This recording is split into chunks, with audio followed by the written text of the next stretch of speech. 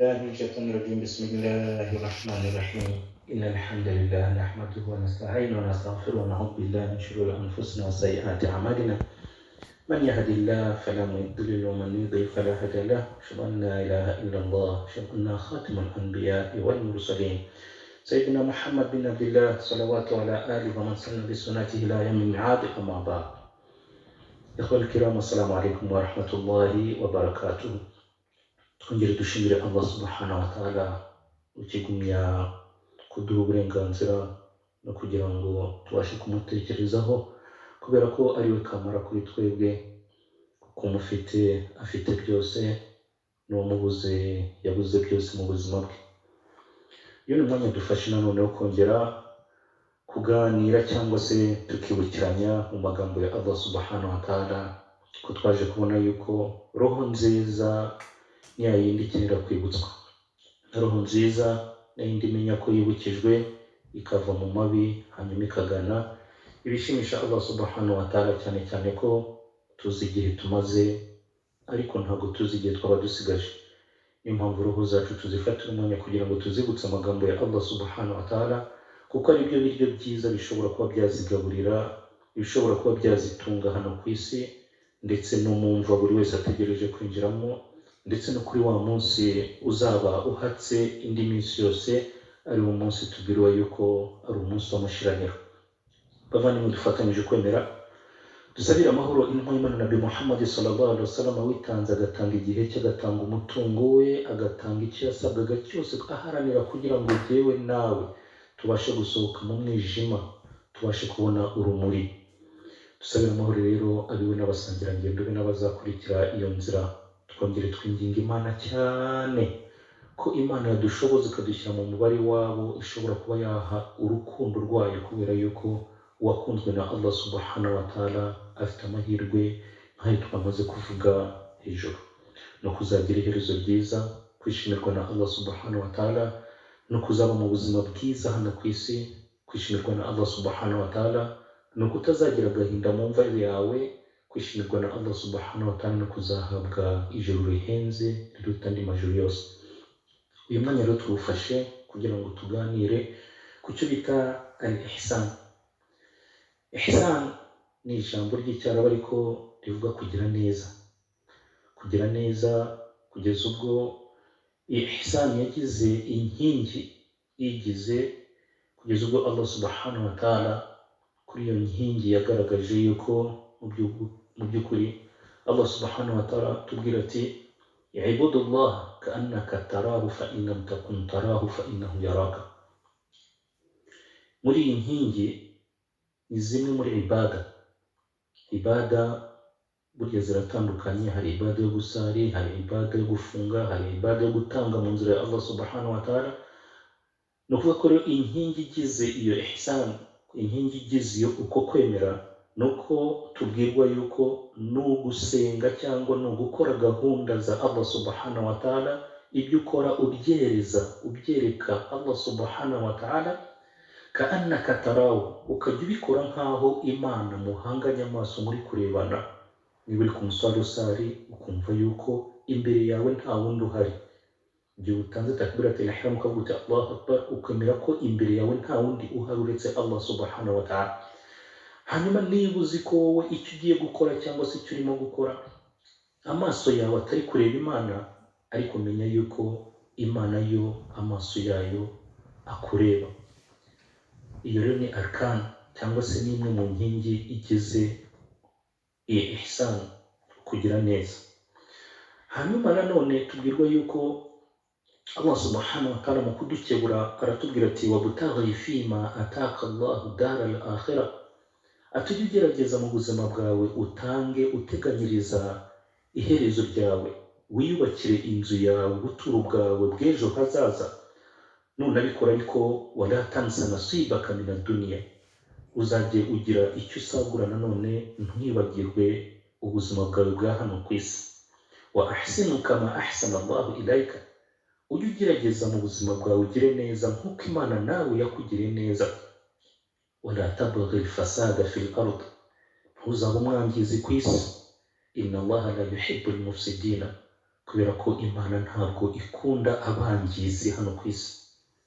Iyi aya ni Al-Qisas, aya ya 77, itugaragariza ko hari abantu bakora ubwangizi ntibamenye ko bakora n'ubwangizi. Hari igihe ubona intebe wenda zishaje ukazijugunya kandi hari abazikeneye. Hari igihe ubona umwambaro abandi bashobora kuba bakwambara, we gusa kubera ko ubona ko uwo mwambaro ntacyo kimaze kuri wowe ukawufata ukawujugunya, wakagombye kuwuha abawukeneye. Igihe wowe uriya mwambaro cyangwa ibyo birato ubona ko wowe ari umwanda kuri we, wajugunya nko muri pubele ahantu h'imyanda, ariko hari ushobora kubona uwo mwambaro cyangwa hari ushobora kubona ibyo birato akabona ko uwo mwambaro ari zahabu kuri we, akishima ibyishimo bidasanzwe. Kugeza ubwo tunabwiwe nuko burya n'imyambaro tutambara urgira tuvuma mu buzima bwacu bwa buri munsi. Tugomba kugira imyambaro mishya cyangwa se ukagira umwambaro runaka, ariko iyo wari ufite ukagerageza kuyitanga ukayiha abandi nabo bakayikoresha kugira ngo uyibike kandi udashobora kuba wayikoresha. Hanyuma hadith y'intumwa y'Imana Nabi Muhammad sallallahu alaihi wasallam iratubwira iti walladhi nafsi biyadi, ndahiye ko ufite roho yanjye mu kuboko kwe, la tadkhulu jannata hatta tu'minu, ijuru muri gushaka ntabwo muzigera muryinjiramo kereka mubanje nabwo ubwanyu kwemera ibyaha nyabyo mukemera Imana yanyu. Wala tu'minu hatta tahabu, kandi nanone ntabwo muzaba bemera Imana mukaba abemera Imana nyabo hatta tahabu, keretse habanje kuba mu rukundo hagati yanyu. Intumwa y'Imana Nabi Muhammad sallallahu alaihi wasallam ati hal adullukum shay'an idha fa'altumu fahbabtum, ati mbarangire icyo mushobora kuba mwakora mu buzima bwanyu bwa buri munsi bikaba impamvu byabyara urukundo hagati yanyu. Anjara ati ishfu salam bainakum, mujye mwifurizanya amahoro hagati yanyu. Ibi byose bavana mu Islam, ibi ni bitugaragariza yuko hagati yacu twebwe mu buzima bwacu bwa buri munsi turashaka ijuru, ariko iryo juru ntabwo dushobora kuba twaribona hatta tu'minu, mutabanje kuba bemera Imana banyabo. Wala tu'minu hatta tahabu, nta nubwo mwaba mwitwa ko muri abemera banyabo hatabanje kuboneka urukundo hagati yanyu. Intumwa y'Imana ati hal adullukum shay'in idha fa'altumuhu fahbabtum, ati mbarangira icyo mushobora kuba mwakora hanyuma mwagikora mukaba impamvu byo kubona urwo rukundo. Ati ishfu salam bainakum, muzajya mwifurizanya amahoro hagati yanyu. Bavanywe, Allah subhanahu wa ta'ala mu bintu bimushimisha, ashimishwa n'umugaragu winjiza ibyishimo muri mugenzi we. Uko niko Intumwa y'Imana Nabi Muhammad sallallahu alaihi wasallam yaturangiye. Ashabu Rasulullah sallallahu alaihi wasallam kanu yatasabaquna fil khairat, tumenye neza yuko ababayeho batubanjirije babanye n'Intumwa y'Imana Nabi Muhammad sallallahu alaihi wasallam, aba barushanwaga gukora ibikorwa byiza bituma bazamuka urwego ruhanitse ku muremyi wabo Allah subhanahu wa ta'ala. Noneho wowe mu buzima bwawe bwa buri munsi ufite bangahe wiyemeje gufasha mu buzima bwawe bwa buri munsi, abo ukaba warabagize abawe, yaba umwe cyangwa se yaba babiri, mu nema Allah subhanahu wa ta'ala yaba yaraguhaye. Icyo kibazo kibaza, niba ntawe ufite ugerageze mu buzima bwawe ushaka umwe cyangwa babiri cyangwa batatu mu nema Allah subhanahu wa ta'ala yaguhaye, umanyureho ufateho, hanyuma uvuga utaba n'abanjye ngomba kumenya buri gihe, ngomba kubamenyera wenda buri kwezi, ngomba kubamenyera wenda buri cyumweru, ngomba kubamenyera wenda buri munsi, cyangwa ngomba kubamenyera na buri mwaka, ariko bakaba ari abawe. Allah subhanahu wa ta'ala azabiguhembera. Niho twumva yuko wa ahsin kama ahsana Allah ilayka, gerageza ugire neza mu buzima bwawe nkuko Allah subhanahu wa ta'ala nawe yakugiriye neza. Ko Abu Bakr Siddiq radiyallahu anhu na Umar ibn al-Khattab ko barushanwaga gukora ibyiza, akaba ari nazo mbonera bavuye hano kuri iyi si radiyallahu anhum wa radu anhu, abo bakaba baravuye hano kuri iyi si Allah subhanahu wa ta'ala bishimiye, nabo bishimiye Allah subhanahu wa ta'ala. Hari igihe kimwe Abu Bakar Siddiq radiyallahu anhu na Umar ni qissa izwi cyane yuko bajya gusura umwe mu bakecuru bari aho ngaho, ariko uyu mukecuru we aho yari ari nta mwana yagiraga, yewe nta n'umwe mu muryango yagiraga, yewe yari impumyi, nta n'ubwo yanarebaga, n'amenyo yari yarashizemo. Ariko Abu Bakar Siddiq yagendaga bucece. Burya baranatubwira bati nutanga akaboko k'iburyo katanze, akaboko k'ibumoso nikabe kamenya ibyo watanze. Ko nanone hari abantu batanga bakirirwa mu mujyi wose bavuga bati genda atanze iki n'iki. Iyo kanaka ataza kungira yari kuburara, ejo nagiyeyo mbona agiye kuburara muha ibi ngibi, kugeza ubwo yawmul qiyama ngo abantu bameze gutyo nibajya kwishyuza Allah subhanahu wa ta'ala, Allah azababwira ati mugende mwishyuze babandi mwaratiye yuko mwakoze biriya. Aba rero Abu Bakar Siddiq na Umar ibn al-Khattab basimburanye kuri uyu mukecuru, nta n'umwe uzi ko mugenzi we ajyayo.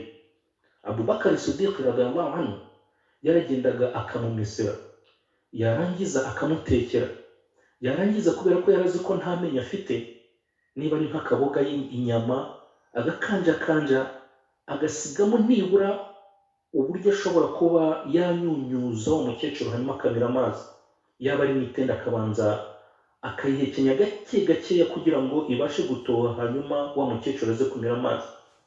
Hanyuma igihe kiza kugera, Abu Bakar Siddiq radiyallahu anhu Allah subhanahu wa ta'ala aramwisubiza.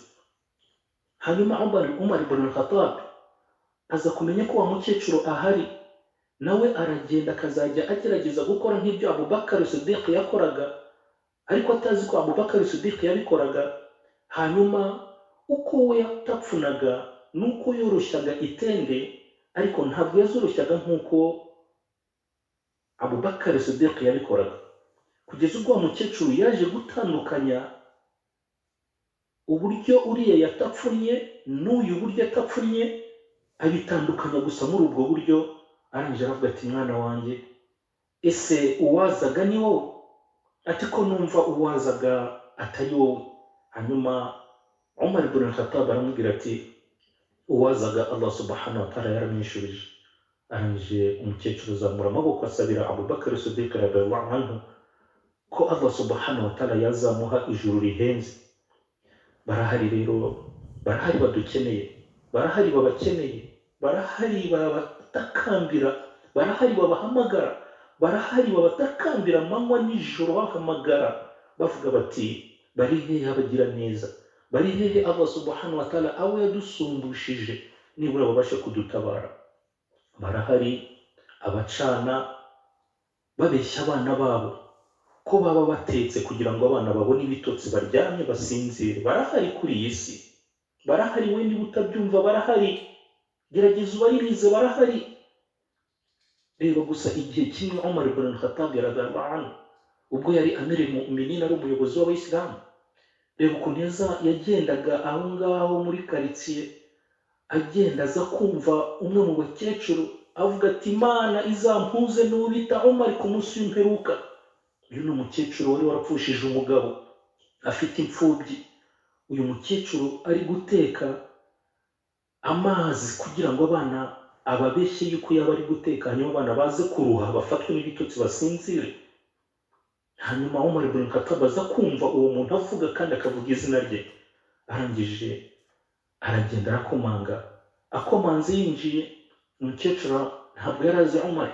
Arangije aramubwira ati mukecuru bite ko numvise mpise hangaha mwumva uri kwibaza? Aravuga ati Imana izampuze n'uhagarariye Abayisilamu Amirul Mu'minin, ati Imana izampuze nawe ku munsi w'imperuka, ati kubera yuko nta haki yanjye igiye mbona kandi haki yanjye yaba ayifite, ati rero kubera iyo mpamvu ati Imana izampuze nawe. Fabaka Umar yumva ahita amanura amarira, yumva agahinda cyane. Arangije ako kanya ahita yirukanka ajya muri stoke.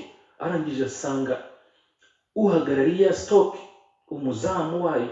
Arangije aramubwira ati nkorera. Afata ifarini, afata n'amavuta. Arangije aravuga ati nkorera. Aravuga noneho wari urinze iyo stoke. Arangije aramubwira ati wakaifa, ati ni gute? Idha araka nas, abantu nibaramuka bakubonye wa anta tahmil hadha, ati nawe ubwawe wikoreye ibi ngibi. Arangije aramubwira ati Allah subhanahu wa ta'ala, wibuke yako Allah subhanahu wa ta'ala tubwira ati yawma la taziru waziratan wizra ukhra, ati mwibuke igihe umuntu atazigera yikorera umuzigo wa mugenzi we. Ati ushobora kwikorera iyi farini ukayijyana aho nyijyanye, ariko ejo ntabwo ku munsi w'imperuka uzikorera ibyaha byanjye. Barahari rero bavandimwe, Umar ibn al-Khattab yaragiye ubwe, ntabwo yagiye gusa ngo bimujugunyira aho ngaho, ahubwo ubwe yaragiye arateka. Arangije amaze guteka, arangije abyutsa b'abana bararya. Hanyuma arangije abaza wa mukecuru ati none urabyumva gute? Ati yambagure nibura ugende ubwire Umar yuko nawe agomba kugenda akareba batishoboye akabagana, hanyuma akareba icyo ashobora kuba yabafasha. Hanyuma aramubwira ati uramutse usanze ari Umar, hanyuma aramubwira ati namusabira kwa Allah subhanahu wa ta'ala, yewe n'ibyo nari namusabiye kwa Allah subhanahu wa ta'ala Allah akabimuhanaguraho. Hanyuma abavandimwe b'Islam arambwira ati ni Umar. Arangije umukecuru arishima, arangije n'abana barishima. Hanyuma ubuzima buragaruka bisanzwe. Guhera umunsi Umar akazajya amenya wa mukecuru ku ifarini yashize, ndetse akagira na bimwe amukemurira mu byo yaba akeneye mu buzima bwe bwa buri munsi bijyanye n'abana be. Barahari rero bavandimwe, barahari abagonzagonze utuzu twabo. Mu minsi ishize hari ahantu numvise umuntu wagonzagonze gusa akazu ke. Ni umubyeyi wari ufite umwana w'umukobwa n'umwana w'umuhungu, abana bato cyane. Umwana w'umuhungu mutoya yari afite nk'imyaka hafi 8, hanyuma akana k'agakobwa kari gafite nk'imyaka hafi 12. Hanyuma yagonzagonze akazu gusa, tuza kubona uburyo inzu yaguye. Barahari rero bavandimwe b'Islam, barahari abo ngabo ugasanga akazu ke karaguye, abana bava ku ishuri bakisanga basigaye mu itongo. Abo bose barahari, n'abantu kandi natwe turi abantu. Hari abo Allah subhanahu wa ta'ala yaduhaye kugira ngo twebwe ubwacu tubavane thawabu. Allah subhanahu wa ta'ala tugaragaza yuko antum fuqara'u ila Allah, mwese muri abakene kwa Allah subhanahu wa ta'ala. Nta n'umwe udafite icyo akeneye kwa Allah subhanahu wa ta'ala, yewe nta gihugu kidakenera n'ikindi. Kugeza uwo ari we wese waba ari hejuru, Allah subhanahu wa ta'ala ni uri hejuru y'ibiri hejuru byose. Gerageza ureba buri hejuru yabo, gerageza urebe ubushobozi Allah subhanahu wa ta'ala yaba yaraguhaye. Hanyuma nawe wa ahsin kama ahsana Allah ilayka, nawe ugire neza kuko Allah subhanahu wa ta'ala yakugire neza. Barahari rero abandi batifuza yuko hari n'imvura yagwa nijoro, kubera yuko babyuka bakegama bagahagarara kugeza ubwo ya mvura ihise. Hanyuma noneho bakavanaho ibiryamirwa byabo bakaza kubisubizaho imvura ihise. Abo bose barahari bavandimwe. N'abanyarwanda baravuga bati amagara aryana azirana n'uburyamirane. Ese uyu muvandimwe bingahe ufite mu buzima bwawe bwa buri munsi? Abandi bararira amajoro za tahajudi basenga bagira ngo Allah subhanahu wa ta'ala bahindurire ubuzima, bageraho nibura nawe ubwawe waba ugeze. Hari igihe wasabye Allah subhanahu wa ta'ala, Allah subhanahu wa ta'ala ati wa minhum man ahada Allah, hari n'abahaye isezerano Allah subhanahu wa ta'ala. Baravuga bati law atana min fadlihi, Imana iramutse iduhaye zimwe mu nkunga mu byiza Allah subhanahu wa ta'ala Allah aha abagaragu bayo, la asaddaqa wa akun min as-salihin, nanjye natanga nkaba mu bakora ibikorwa byiza. Allah subhanahu wa ta'ala ati falamma atahum min fadlihi bakhilu bihi, Allah ati iyo tumaze kubibageza mu ntoki bagira ubugugu, watawallahum, bakaba kure cyane, bakanigira nkaho batigeze gusaba Allah subhanahu wa ta'ala. Ariko bangaye ubu nonaha ngaho waba ufite perimi, abandi barara za tahajudi, barara mu masengesho kugira ngo Imana ibahe nabo perimi. Wowe ufite akazi, abandi bari gusaba Allah subhanahu wa ta'ala ko yabaha akazi. Abandi bafite urubyaro ku bijyanye n'ubuzima, abandi bari gusaba Allah subhanahu wa ta'ala ko yabaha urubyaro. Abandi wowe ufite ubuzima, abandi bari gutakambira Allah subhanahu wa ta'ala ko yabaha ubuzima. Reba amaso ufite muri uyu mwanya ukoresha mu kazi kawe, reba amaguru ugenda uganisha aho ugomba kujya kuzana ibyakureshaho mu buzima bwawe. reba abajya kwa muganga badafite impyiko cyangwa impyiko zabo zatangiye kwangirika, bajya muri za dialyse, agenda agahita asigaye 100,000, bakayimwandikira icyumweru kizima, akajyayo gatatu agomba gutanga 1000 bigera muri 300. Izo zose ni inema. Reba bafite ibihaha bajya kubivomeshamo kubera ko ibihaha byabo byuzuranyemo amazi, bajya kubivomesha muvandimwe, bajya kubivomesha kubera ko byuzuranye, nibiramuka byuzuye ntabwo ari bubashe kugira nafasi, ntabwo ari bubashe guhumeka. Allah subhanahu wa ta'ala fa amma bi ni'mati rabbika fahadith, ntukabe umupfapfa, uzajye wicara urebe icyo Imana yakugize cyo, hanyuma utekereze ko niba Imana iguha ntabwo c'est pas obligatoire, ntabwo ari itegeko ko Allah subhanahu wa ta'ala aguha izo nema. Ati thumma la tusaluna yawma idhin 'anil na'im, ese muricara mukumva yuko Allah subhanahu wa ta'ala atazababaza inema yabahaye n'icyo mwazimarishije. Ahsinu kama ahsana Allah ilayka, gerageza ugire neza muvandimwe kuko Allah subhanahu wa ta'ala yakugiriye neza. Inema rero umuntu ntayimenya keretse inema igucitse. Umuntu ntamenya akamaro ko kujya mu kazi keretse iyo kazi bakamwirukanyeho. Umuntu ntamenya inema iyo ari yose. Allah subhanahu wa ta'ala ati fa in ta'uddu ni'matallahi la tuhsuha, mu by'ukuri ntabwo ushobora kubarura inema z'Imana. Unicaye ukavuga utereka mbarure inema z'Imana, ntabwo ushobora kuba wazirangiza. Dufite inema zimwe tutigeze tunasaba Allah subhanahu wa ta'ala ko Imana yanaziduha. Ubu muri twebwe n'indubyuka akavuga ati jewe nibura ndabyutse muri uyu mwanya sabye ko Imana impa guhumeka. Ako kubera ko gusa ko wumva ko uri guhumeka, wumva ko ari itegeko nyine ko ugomba guhumeka. Ako hari kisa imwe nigeze kumva y'umusaza umwe wari ugejeje hafi mu myaka 70 irenga, yari umunyamafaranga cyane, anje ajya kwa muganga. Ageze kwa muganga bamwongerera umwuka kubera ko umwuka we wari mukeya, bomboni. Baje mu kanya gatoya, mu gihe kitarambiranye baje kumuha facture, baraje baramubwira bati ugomba kuriha hafi 2,000 by'amadolari. Arangije ararira cyane kugeza ubwo abadokiteri bateranye baravuga bati ese kuri kurira muzee, ati wihangane rwose, amafaranga ntabwo ari ngombwa ko ushobora kuba yakuyarihira rimwe, ahubwo wagenda uyariha nibura make kugeza ubwo uzayarangiza.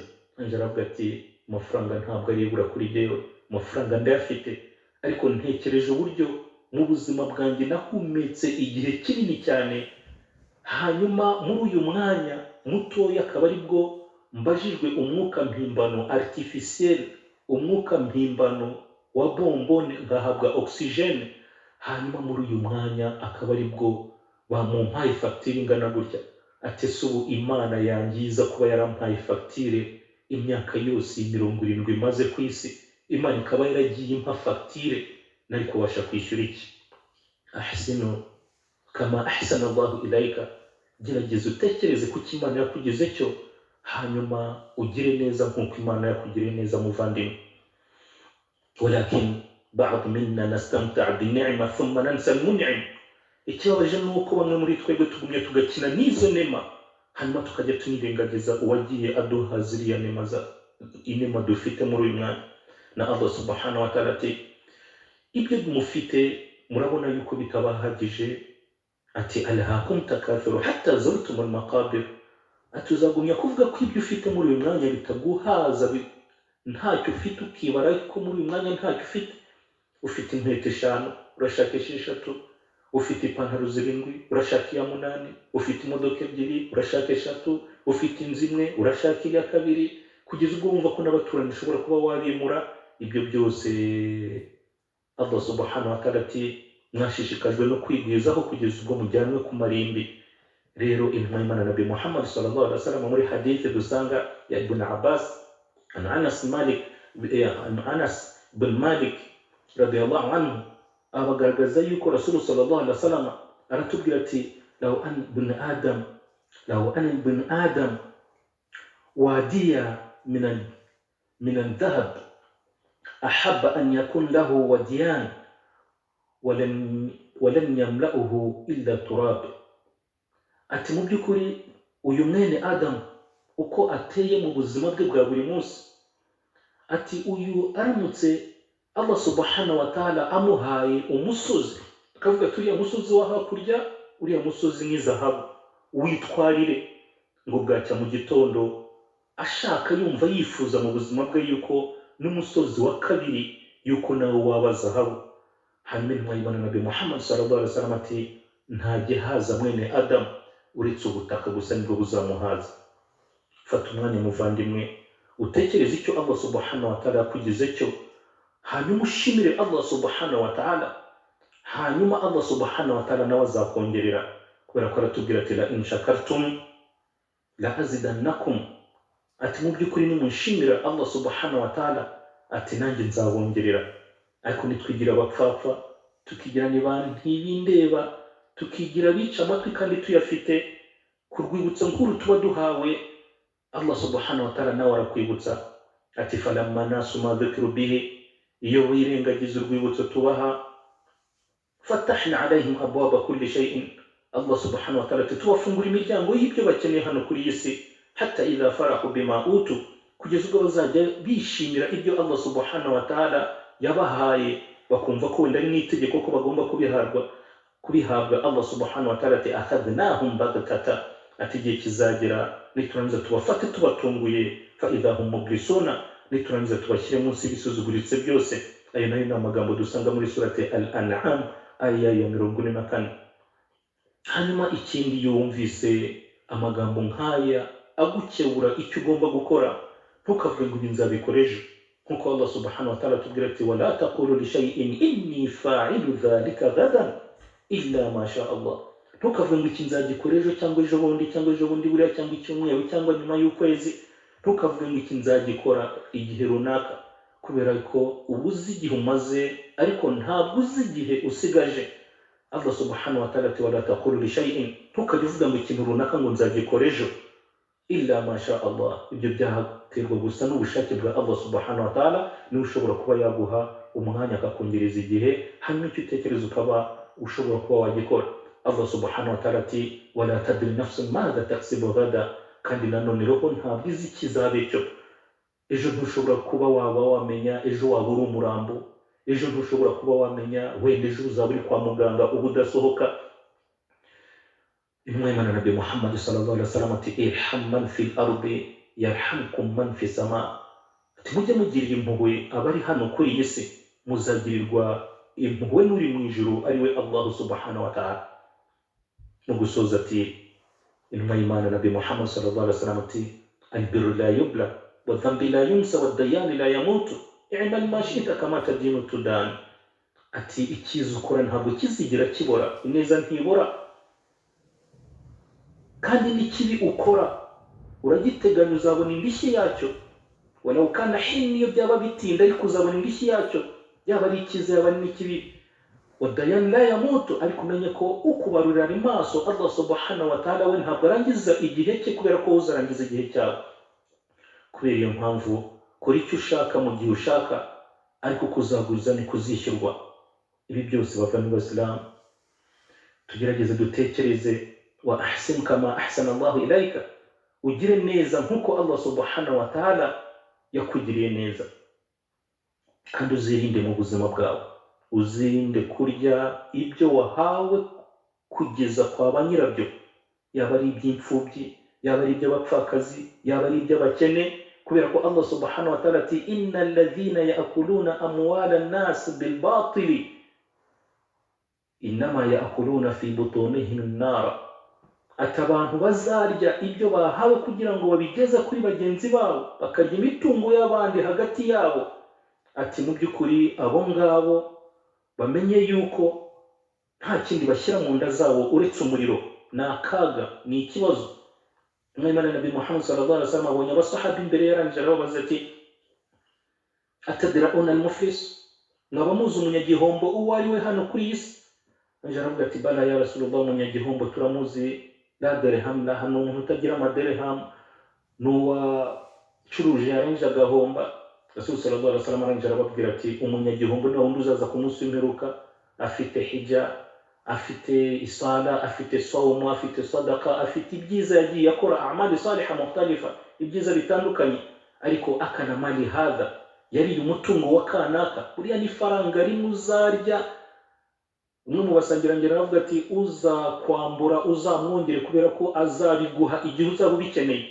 Burya ntukirukanka inyuma y'uwakwambuye waguhuguje, kubera ko ubusabe bw'uwahuguje nta hijaba, nta paziya ihari aramutse asabiye mugenzi we. Rero ngo uzakwambura uzamureka ajyane, ariko azabiguha igihe uzaba ubikeneye ku munsi w'imperuka. Intumwa y'Imana Nabi Muhammad sallallahu alaihi wasallam yari amaze kubabaza ati umunyagihombo muramuzi? Baravuga bati turamuzi, n'udafite amaderehamu n'uwacuruje agahomba. Anje arababwira ati reka da, n'uzaza ku munsi w'imperuka afite ibyo byose byiza, afite sawmu, afite hijja, afite ibintu bitandukanye byiza yagiye akora hano kuri iyi si. Yatanze amaturo, akora umutambagiro, arafunga, akora igisiba, gahunda zose arazikora, ariko ku munsi w'imperuka ngo azajya kubona abone inyuma hari abavuga bati ya rabbi innaka ta'muru bil adl, Imana ni uca urubanza ntaho ubogamiye. Uyu muntu yandiye umutungo, shatama hadha, yatutse kanaka, wa akala mali hadha, yari umutungo wa kanaka, wa namima hadha, yavuze kanaka adahari. Hanyuma ngo bazajya bafata ithawabu z'uyu bagende baziha bariya bari inyuma ye, hatta yakun muflis, kugeza ubwo azaba umunyagihombo.